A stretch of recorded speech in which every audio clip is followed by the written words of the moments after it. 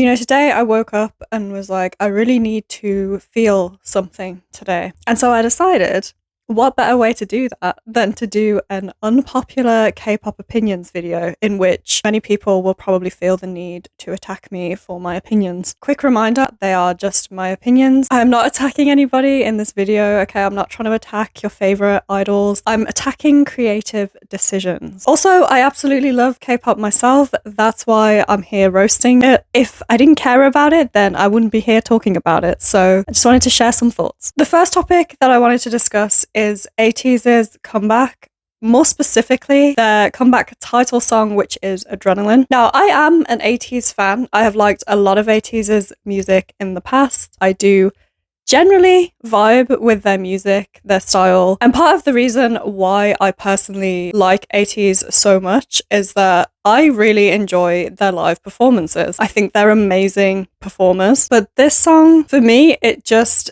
did not hit personally. The first time I heard it, I was like, I didn't vibe with it as much as their previous releases. I think my main issue with it is that I just didn't like the beat that they went with in the background. I was prepared to come into this video and stand fully 10 toes down on the fact that I wasn't vibing with this song at all until I was in the gym yesterday and I was mid-rep and this song came on and I was like, oh, okay. Now I kind of with it a bit, I'm not gonna lie. No. Well...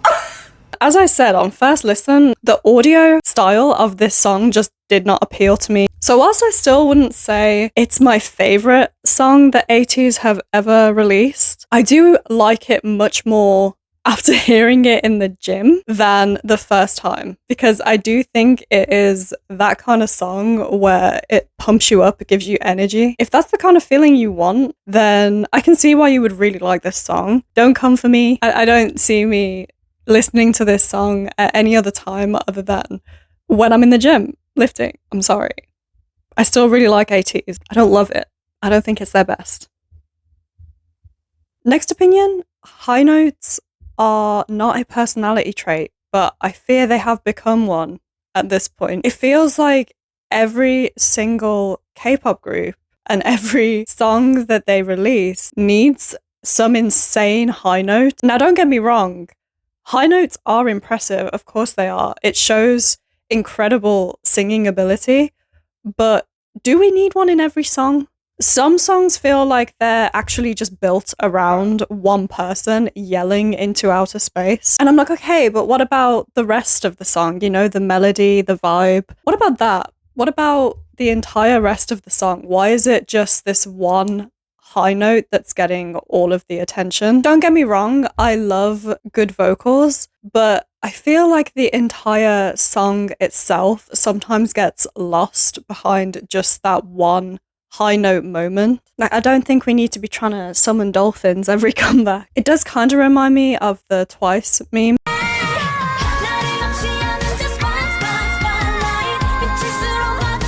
Although I do really enjoy that song, I'm not gonna lie. In fact, you know what? I feel like that's a good example of a really good song that has a really good high note.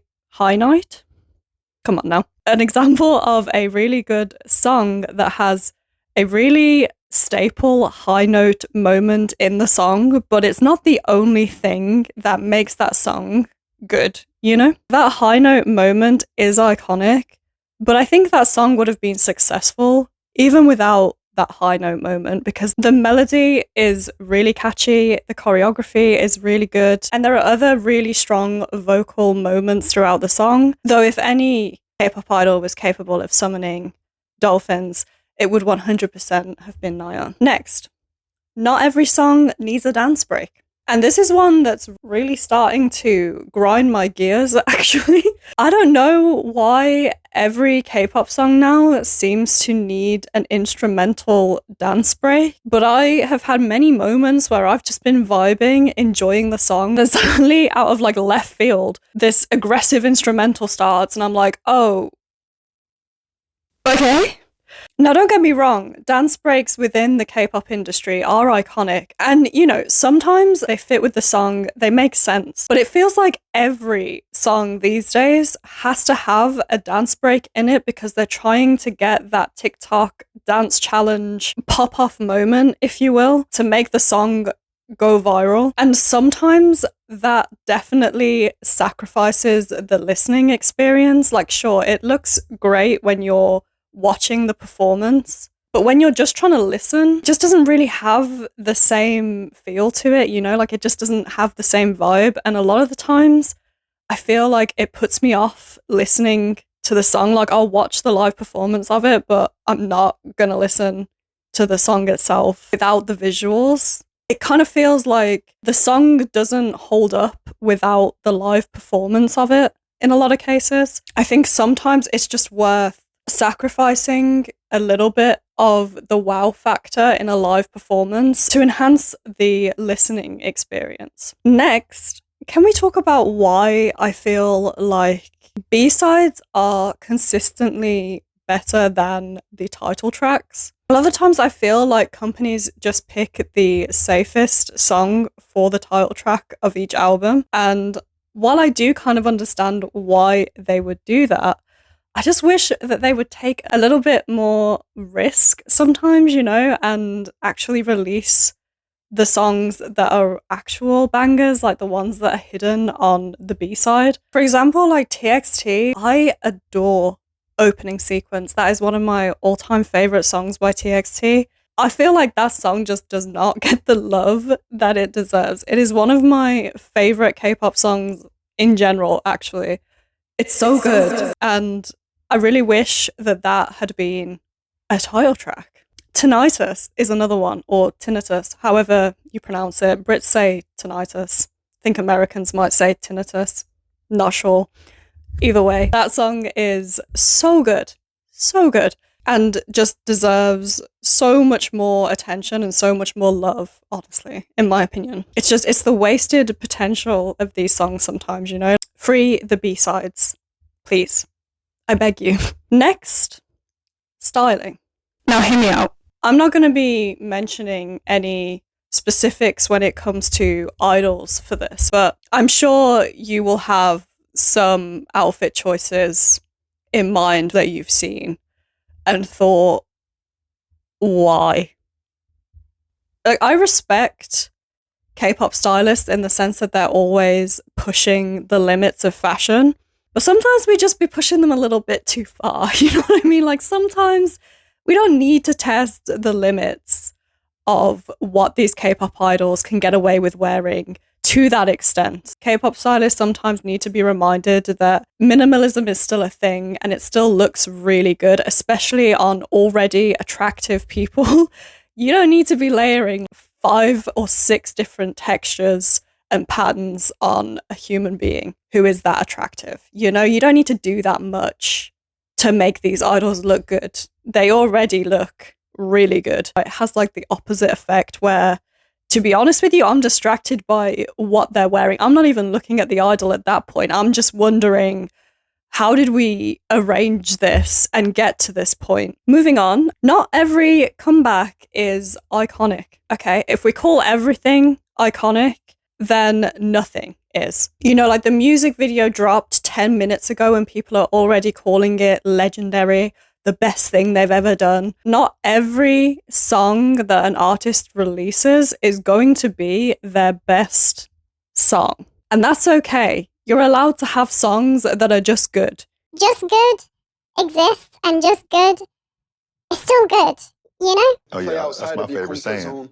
And my last little bonus opinion here at the end for everybody who watched up until this point is fans rushing to defend everything. Now, I get it. K-pop fans are passionate fans. There's a lot of love between K-pop fans and their idols. And there's nothing wrong with that until it gets to this level where you say, I personally didn't like blah, blah, blah.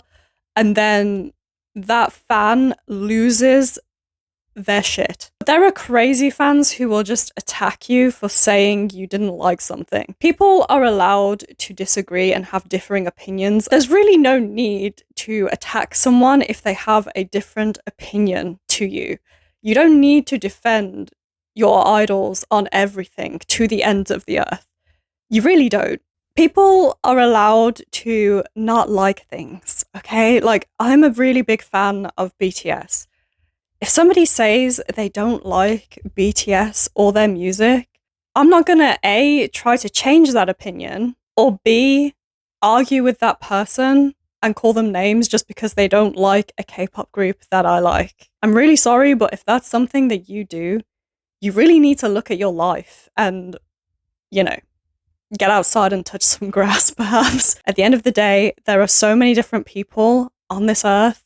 Not all of them are going to have the same opinions as you. Not all of them are going to like the same music and the same K-pop groups that you do. It's not an attack on your favorite idols if somebody doesn't like their music. At the end of the day, I feel like we just need to respect other people's opinions. And with that being said, those are some of my own probably unpopular K-pop opinions. If you disagree or have any of your own thoughts on anything that I spoke about today, please leave them in the comments below. Also, please let me know what you think your own unpopular opinions might be, because honestly, I like it when people disagree with me. I like having a discussion, a respectful discussion, might I add, before anyone in the comments just goes off on me. I like having respectful discussions around disagreements. So feel free to drop your thoughts in the comments below. If you enjoyed this video, please like the video and please do subscribe to my channel if you haven't already. And I will see you in my next video. Bye guys!